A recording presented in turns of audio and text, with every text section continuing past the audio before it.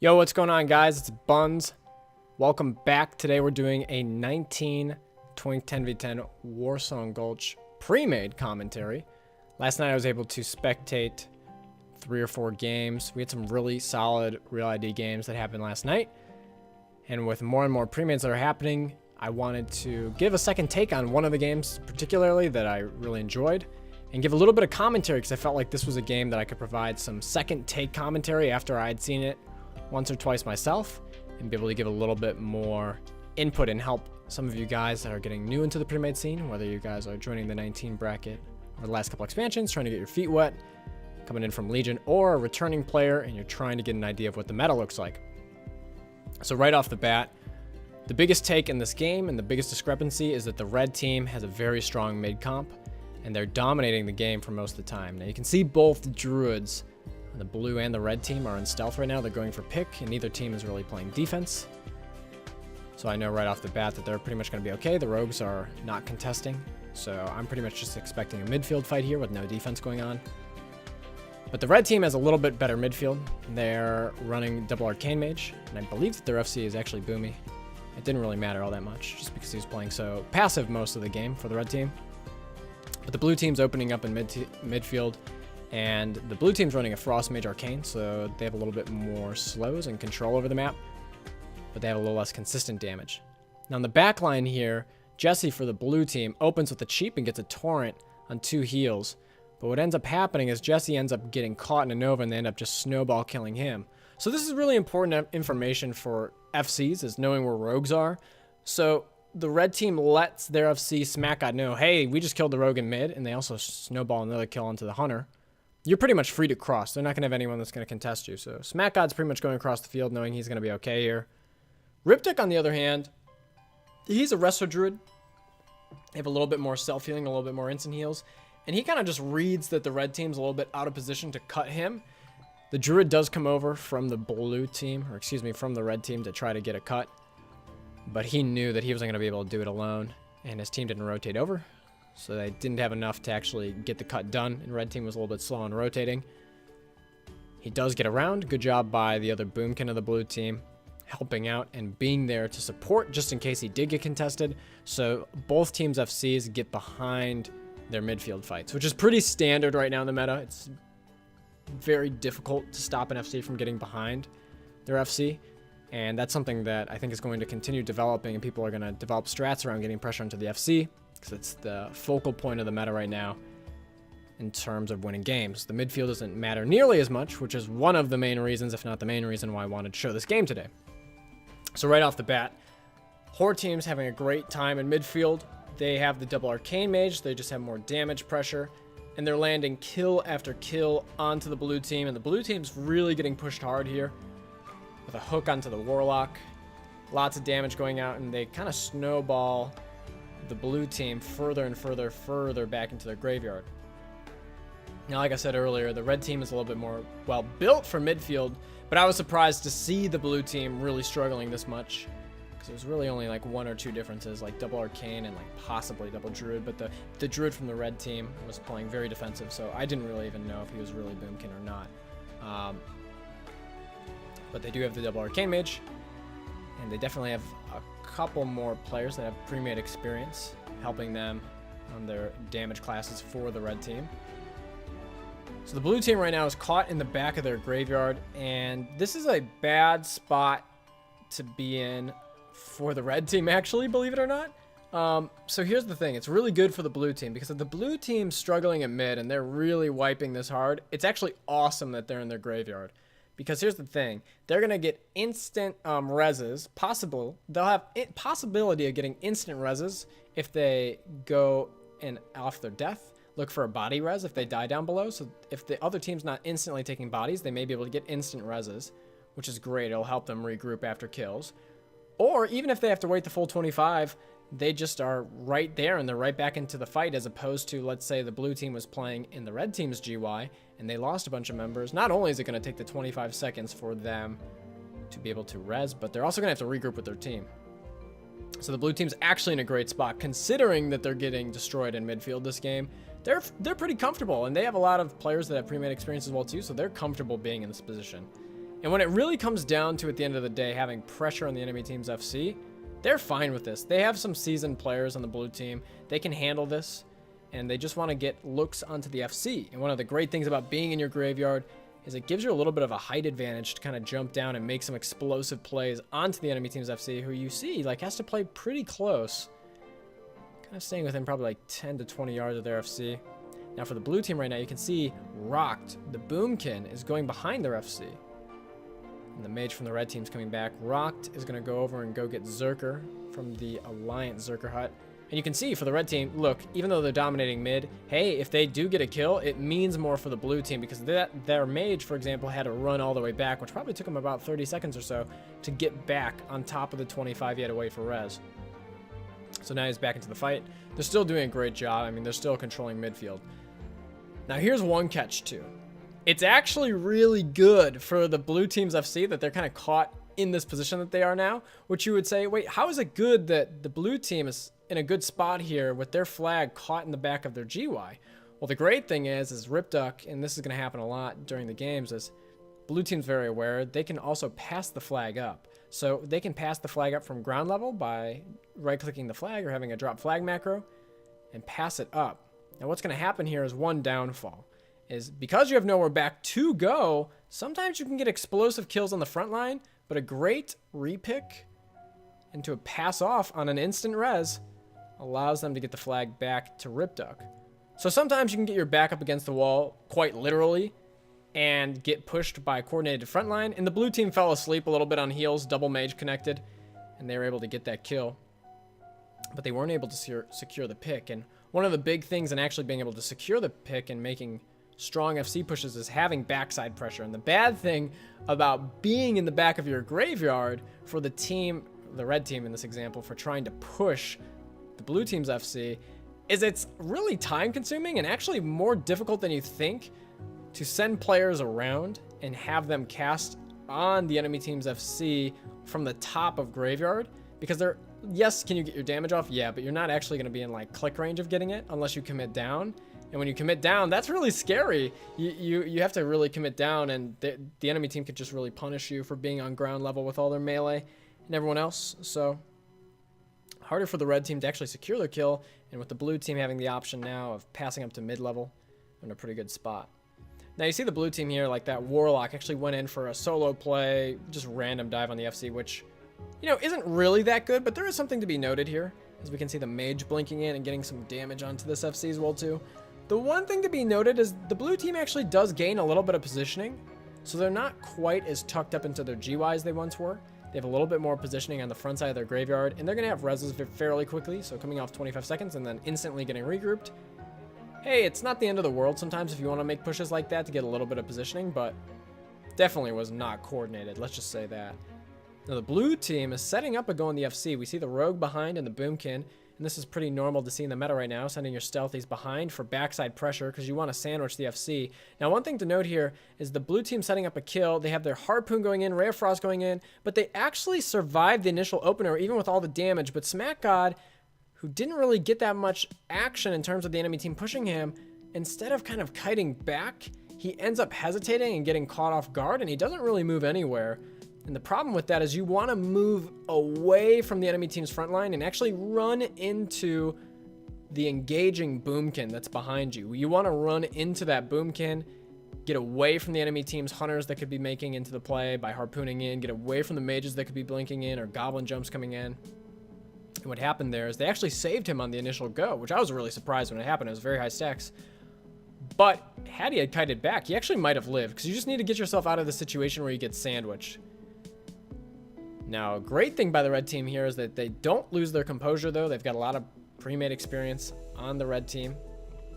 And even though these are just real ID games, it kind of goes to show the 19 culture and like how well things really have evolved to where you can just play pickup games like pickup basketball, and people have a good understanding. They understand they're in a fine spot. They just have to hold tunnel control because it's 15 stacks. If Ripduck tries to go up tunnel, that's not going to happen unless they land a significant amount of kills, which the red team's still winning midfield. Blue team has yet to prove that they can beat the red team in midfield in a single fight. So right now, the red team held long enough for Smack God off of his res to come back and get the repick for the red team. So We're halfway through the game. There's 10 minutes left in the game. Blue team had a look onto the enemy team's FC, even though they've been farmed and getting just pummeled the entire game.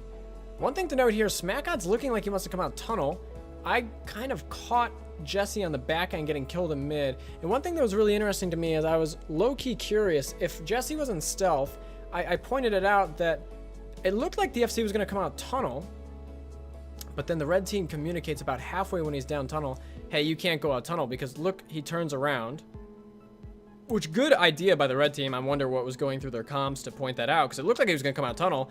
And even if the blue team didn't have a rogue, they probably would have just been able to push their FC. So good recognition by the red team. And had Jesse been up and he actually ended up going down tunnel and Jesse was in stealth, I'm really curious if he would have gone for that. And if they would have been able to have a look on the FC coming out tunnel. Because it almost turned into one of those things where it's like the rogue opened up, so they were like, oh, rogue's open, like, yeah, oh, you're going tunnel? Yeah, definitely don't go tunnel. But I wonder if he didn't open, if they would have happened, just comm-wise. Anyways, the blue team getting pressured here. A lot of damage going into the Warlock. So Warlocks right now got a buff in the meta. They do a lot of damage, a lot more damage. They're always topping damage for the most part, along with Hunters and Warriors. Usually you'll see Warlocks at the top because Hunters and Warriors have a hard time keeping uptime. But in this game, the Hunter for the Horde team was able to keep a ton of uptime because they were just dominating so hard. But Warlocks do a lot of damage. You have to sit on them, put a lot of pressure onto them, and abuse their lack of mobility. Now we see right here that the Druid Rogue for the red team are going up ramp, and Jesse was in position kind of to sap. But he decides not to sap for whatever reason, but he does let his team know, hey, Druid Rogue is coming around, but it kind of forces Ripduck to jump off. And this is not an ideal situation for the blue team. Like, they want to have Ripduck up top at all costs. They do not want any frontline being able to connect with the Druid Rogue. And what ends up happening here is they go for a straight hard open. Mages blink in, get a forecast stack into the FC with Boomy Rogue, and they are able to land the kill. Great repick by Bergphobia. But that was really dicey. I felt like Jesse probably had an opportunity as the rogue of the blue team when the when the druid and the rogue went up ramp, probably to sap that and buy their team some time and make them a little aware of what's going on. And if they can keep Ripduck up top mid-level GY at all costs, I would do it. Even if it's just the rogue and the priest solo opening. Is that scary? Or the priest or the druid and the rogue.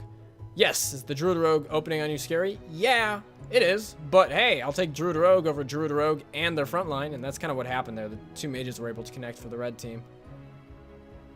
And the red team, they were able to get the initial kill. They just weren't able to get the click. So what they did is they sent SmackOd back with a priest. And this is going to give the blue team a little bit of time to buy some momentum and push out in midfield here, because they are now 2 healing midfield. They're able to get a kill onto one of the Warlocks of the red team. The Warlock of the red team, and the red team is now 2 healing midfield. So you can see that the blue team's kind of pushing up at the same time too. Rocked and Jesse are moving up in stealth on the backside here, and the blue team is hesitating out in front of tunnel and maybe seeing if they can buy some time for Jesse and Rock to make a play on the FC, but the red team's like aware of what's going on. It almost looks like the blue team's just hesitating, trying to figure out what's going on and what plan they want to make, because they feel like they've been getting farmed, but it looks like they're actually just buying time for Rocked and for Jesse to maybe make a play on the red team's FC. What ends up happening here is they start pushing in, and they want to get in position for Jesse and Rock to open, and they've got a lot of distance to cover. But the thing is that the blue team's been having a really hard time in mid the whole time, so why are they going to get the momentum now when they're going? So the red team's pretty much getting regrouped in midfield. They have like 6 members in mid, it looks like right now. Rocked and Jesse, though, are opening on the FC, top of GY, but the red team's got a support there. So they are able to peel off the rogue. It looks like they've got 4 people back for the red team. Rocked kind of going off into the side, looking if he can get a re-stealth. And Jesse just kind of goes for like a Mongoloid all in, throwing out a torrent. Kind of a waste. Didn't seem like the best push in the world. I probably would have waited till the blue team had a little bit more momentum to get up and maybe try to connect with them, but the blue team was having such a hard time the whole game getting any sort of midfield traction. I mean, they were probably 100 yards out of anyone supporting them outside of the rogue boomkin. So they went for the go. They jumped the gun. It was a little bit preemptive. They weren't going to get anything done with that with the amount of people they had on D for red team. Now, one thing to notice here is that the blue team One of their mages is currently dead right now. And the red team is kind of sitting right here in mid. They're looking like they want to start making moves. Pushing up into the field. Now this is an intentional thing by the blue team. This is something I did not catch on the fly on the setup, but I realized as soon as it happened what was going on. So the blue team is once again baiting the red team. They know they have a mage with a body res available. They have rocked with Zerker in the back here. They have Jesse available. And here I'm like, oh, I see what's going on. The mage hasn't taken the res. Okay. They're doing this for a bait. And they turn around. Smack guy gets opened on. You can see Pump opens up with half health, which means he got a body res. And they just get huge damage. Boomy, Mage, and Rogue opening onto the red team's FC. That's more than enough sandwich pressure. The Harpoon comes in. He couldn't run into all three of those classes. And ends up getting sandwiched. So the body res by the Mage was a massive deal for the blue team. And they're ending up having a 3-person sandwich between the front line of their team to put the red team's FC in the graveyard. Good repicks, but it wasn't enough. And right now the red team decides to go kind of for like a desperate repick. It's 16 stacks, or a desperate attempt on the FC. It's Rogue, Boomy. They get him down to about a third health, almost 25%. But the Mage gets in on the play. Druid's here, Rogue's here, but it's not going to be enough. They have 4 people here, and the rest of their team's kind of regrouping. Now, one thing to notice here is there's a couple things. So right off the bat, the red team's Druid dies, which I would have tried to get away if I was the red team, just with how relevant it is having your 2 Druids up and trying to make a quick cap. But he goes for the all-in. They couldn't get the support from the front side. And the blue team, this is another thing that surprised me. The blue team caps it right away. And they don't have their Druid in position to pick either too, which, like, after they killed the Druid, I'm like, wow, like, okay, that just seemed like a kind of a, they didn't think about it kind of a play. But here is the real third kicker. The red team goes all the way up tunnel. They send like 6 people up tunnel and only 3 people rotate out front side of tunnel. So you know what ends up happening here is the red team that was winning mid the entire game, being fully grouped, having mid control, they sent too many people up tunnel and they committed way too many people into the Alliance base. And now look, they've got 5 or 6 people with the FC for no reason. He doesn't need it. As soon as they cap, they should just send everyone out tunnel. Everyone out tunnel. The blue team's rotating out, and they want to front outside of the Alliance GY and build that wall because the blue team was losing the whole game in midfield fights. Now look, the blue team's running free. Red team can't contest, and they're getting so much free field positioning. And this is a really big deal because the red team was just dominating midfield the entire time, but they just pretty much gave up positioning for free. And now the red team is looking to play defense, but Ripduck only has to make it a small distance to get to his team, as opposed to is if the red team had the Alliance team blocked at Graveyard, there would be a much bigger gap for Ripduck to have to cover. So with 2 minutes left here, he only has to make it down to that stump over there. So even though the Rogue and the Boomy are not in a bad spot to contest, they open, and at the same time, blue team goes for a dive on the red team's FC, and with Hunter Rogue opener and a little bit more damage, they're actually able to get a second kill into the FC during transition. So the red team's composure in the last couple minutes of the stretch really fell apart. And the blue team's able to get a second cap off of an opportunistic play here. Now, this was something that I felt like on both sides was not played well, but the blue team was able to be very opportunistic about how it played out. So this really just started off the bat where it's like the red team's Boomkin and Rogue attempted to get an FC kill instead of giving up the cap. And the blue team was able to keep Ripduck alive on the first go for their cap with the mage support, priest, and whatever else was there. And they were able to kill MVQ. Blue team instantly capped the flag, which I thought they were going to buy some time out and get their Druid a little bit of time to get over there, but they decided to instantly cap. Red team overcommits up tunnel and follows through, going on top of tunnel instead of coming out on top of GY. Because kind of picture it like this. Picture as if the red team right now was playing on the road and the blue team was back in their GY again. Like, it'd be so difficult for Ripduck to make it all the way across to meet his team. Probably the only support he would really get, he probably wouldn't be able to cross. He'd probably only get the support of Monster Rocked and the Rogue. So the red team would be like put in a situation where if they have that positioning, hey, we could send double Druid back, we could send Rogue back, we could send Mages back, we could send like 6 things back, and make like a close kill on Ripduck. But these are real IDs, and these are obviously not guild pre-made, so the synergy's not there, and there's not all these developed strats going on in the games that teams talk about. But this is one of the reasons why I wanted to talk about it after the game, and I thought it'd be such a great thing to point out for people that are getting involved in the pre-made scene now, and people that are returning members. It's all about FC pressure. It's very little about mid control, and that was really the other reason I wanted to show this game, is that the blue team was pretty much getting farmed the whole game, but at the end of the day, it really just mattered if they were able to get good FC pushes and kind of out-strategize the enemy team. And that's what it came down to. I mean, the midfield dominance really came out to be like 35 HKs for the Horde team compared to like 13 for the Alliance, so almost tripling that of the Alliance. Massive discrepancy in mid, but it really didn't matter. It came down to objectives. It came down to FC pushes, and that's pretty much where we are currently in the meta. We're just at the tip of the iceberg. There's going to be a lot of strategies that are going to evolve and develop with more and more guild premades. Guys, thank you guys so much for watching this video. I hope you guys enjoyed. I'll catch you guys on the next one.